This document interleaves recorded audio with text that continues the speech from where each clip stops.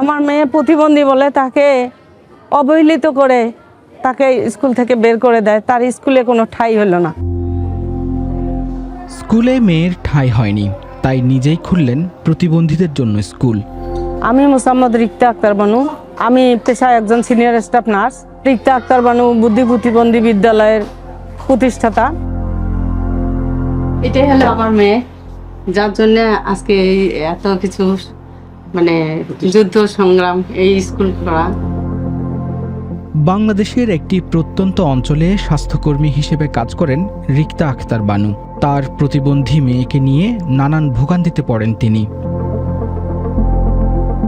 আমি আমার মেয়ে প্রতিবন্ধীর জন্য আমি যে কোনো অনুষ্ঠানে যেতে পারি নাই, এবং কেউ কেউ বলেও ফেলতো ওর লালা পরে একটু সরে বসান। তখন আমি আর কোনো অনুষ্ঠানে আর যাইতাম না, কোনো দাওয়াতের বাড়িতে যাইতাম না।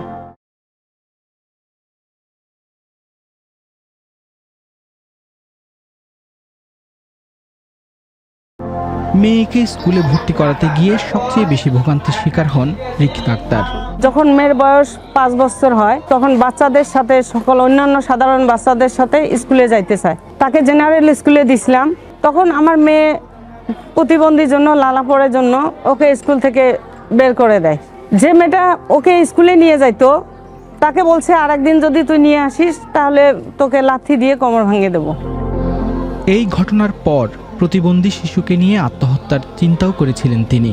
একদিকে আমি সার্ভিস করি, আর একদিকে বাচ্চা আত্মনাদ, মন খারাপ করার পরে একদিন আমার হাজবেন্ডের সাথে আমি বলি, এটা তো কোথাও ঠাঁই হচ্ছে না। মেয়েকে নিয়ে আমি আমাদের নদীতে ঝাঁপ দিয়ে মরা ছাড়া আর কোনো উপায় থাকবে না, কারণ প্রতিবন্ধীর জন্য তো ওদের সমাজে ঠাঁই নেই। তখন আমার কাছে বলে যে তোমার কাছে আমার জীবনের কোনো কিছুই চাওয়ার নেই, তোমার ওই ধানি জমিটা আমাকে দাও, আমি কষ্ট করে হলেও ওখানে একটি বিদ্যালয় স্থাপন করব। জমিটা আমি স্কুলের জন্য আমি একদম রেস্ট্রিকৃতভাবে দলিল করে দেই। এখন জমি দেওয়া হলো, কিন্তু প্রতিষ্ঠানটা দাঁড়াবে কি কেমন করে? সে বলল যে ঠিক আছে, আমার বাবার দেওয়া আমার একটা ধানি জমি আমাকে দিয়ে গেছে, এবং এইটা দিয়ে আমরা একটা ঘর দরজা করে আমরা শুরু করি। এভাবে 2009 সালে প্রতিষ্ঠা করেন রিক্তা আক্তার বানু বুদ্ধি প্রতিবন্ধী বিদ্যালয়। এইটা আমাদের স্কুল। রুম করছি আমরা, প্রথম শুরু করছি 3টা। 1 থেকে 10 দিনের মধ্যে আমার 63টা বাচ্চা হয় এই এলাকাতেই। পরবর্তীতে স্থানীয়দের সহযোগিতায় এবং সরকারি অনুদানে এই স্কুলের কার্যক্রম বাড়ানো হয়। এখন চিলমারি বন্দর এলাকায় প্রায় 300 প্রতিবন্ধী শিশু পড়াশোনা করছে এই স্কুলে। এরা বিভিন্ন ধরনের প্রতিবন্ধী, এখানে যেমন বাক শ্রবণ প্রতিবন্ধী আছে, শারীরিক প্রতিবন্ধী, তার ক্যাটাগরি অনুযায়ী আমরা বিভিন্ন ধরনের শিক্ষা দিয়ে থাকি এদেরকে। বিবিএস জরিপ বলছে বাংলাদেশে নানান বয়সী প্রতিবন্ধীর সংখ্যা প্রায় 46 লাখ। সমাজ কল্যাণ মন্ত্রণালয়ের তথ্য মতে সারা দেশে শতভাগ সরকারি সহায়তাপ্রাপ্ত প্রতিবন্ধী বিদ্যালয় আছে 56টি, যেখানে 9225 জন শিক্ষার সুযোগ পায়। বিবিএস জরিপ মতে বাংলাদেশে 98% প্রতিবন্ধী নানান কারণে কোনো না কোনো সময় বৈষম্যমূলক আচরণ ও নিগ্রহের শিকার হন। বাইরেও লোকজনে হয়তো পাগল বলে, অনেকে অনেক কথা বলে। স্কুল না থাকলে এখন কি করতাম? মার বোঝা মার মাথায় থাকতো, তুলে দিলে ওই যে 4-5 ঘন্টা এখানে আসি থাকা, অতক্ষণ আমি সুস্থ থাকি। স্কুল হওয়াতে আমাদের ভালো একটা সুবিধা হয়েছে, যেমন বাচ্চারা আমার প্রতিবন্ধী, এখানে স্যারেরা যা দেখাশোনা করছে, বাচ্চারা আমার খুব একটু মেধার মধ্যে আসে গেছে। বাচ্চারা আগে যে যন্ত্রণা করছিল এখন একটু কমছে।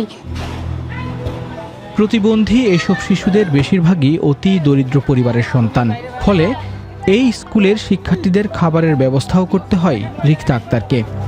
যারা দিন মজুর তারা বাচ্চাদের রেখে কাজে যখন যাইতো ঘরে বন্দি করে রাখতো।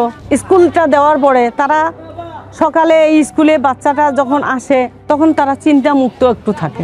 এখানে রেখে যাওয়ার সময় একটা হাসি দিয়ে যায় যে একটু স্বস্তি পাইলাম।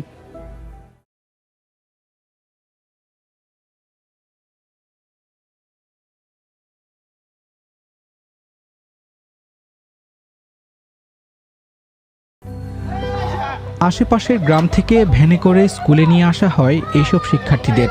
ভবিষ্যতে এটিকে আবাসিক স্কুল হিসেবে গড়ে তোলার স্বপ্ন রিক্তা আক্তারের। আমাকে তো যুদ্ধ করতে করতে আসতে হয়েছে।